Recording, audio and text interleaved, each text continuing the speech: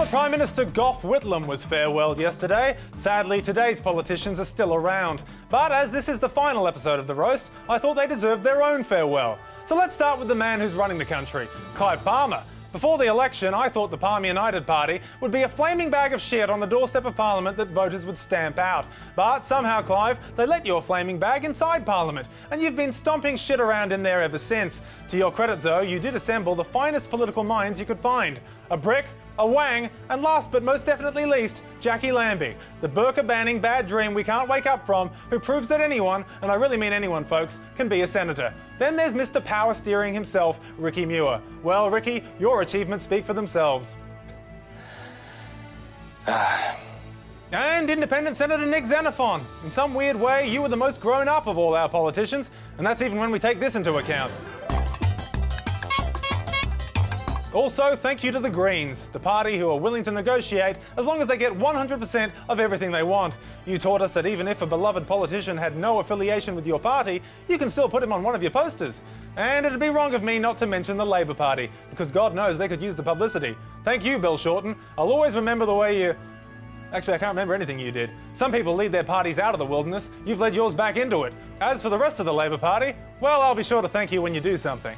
And who could forget the Abbott government? I wish I could. A climate change policy which seems committed to making the climate change. A government that says our country is open for business but closed to asylum seekers. I really am going to miss the bench warmers of Team Australia, specifically those on the front bench. I'm grateful to Erica Betts for helping me understand that abortion is linked to breast cancer. Good thing you're the Employment Minister, otherwise you'd be out of a job. And Education Minister Christopher Pyne. Thank you for making me happy that I'm no longer a university student because I don't have a spare $100,000. Attorney General George Brandis, the man with the $15,000 taxpayer-funded bookcase who didn't bother to read the book explaining what metadata is. At least George has some books, though. Environment Minister Greg Hunt doesn't need books or scientific consensus. He's got a website. Greg Hunt uses Wikipedia research to dismiss links between climate change and bushfires. Hey George, can you keep an eye on Greg's metadata before he gets his next climate change policy from Urban Dictionary? Joe Hockey, the treasurer who thinks wind farms are ugly and poor people don't drive. Are you sure there's not something stronger than tobacco in those cigars?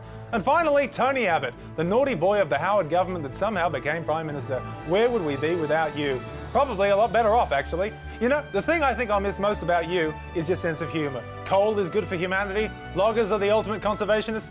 You crack me up. All the best to you and your team. Shine on, you crazy dicks. And I really do mean dicks. Have you seen that cabinet room? There's only one woman, and she's away overseas a lot of the time. So, as I say farewell to you, Australia's politicians, I ask you to think about Gough Whitlam and how Australia remembered him for nation-changing ideas like free education and Indigenous rights. Do you think when you guys die, people will be honouring the memory of Team Australia or Electricity Bill? Wake up! We have a billionaire coal miner napping in the House of Representatives and a rugby league player spear-tackling legislation in the Senate. If we keep this up, we're only a few years away from having red foo in the lodge. So, in the words of a retiring proctologist, goodbye, assholes. For The Roast, I'm Mark Humphries.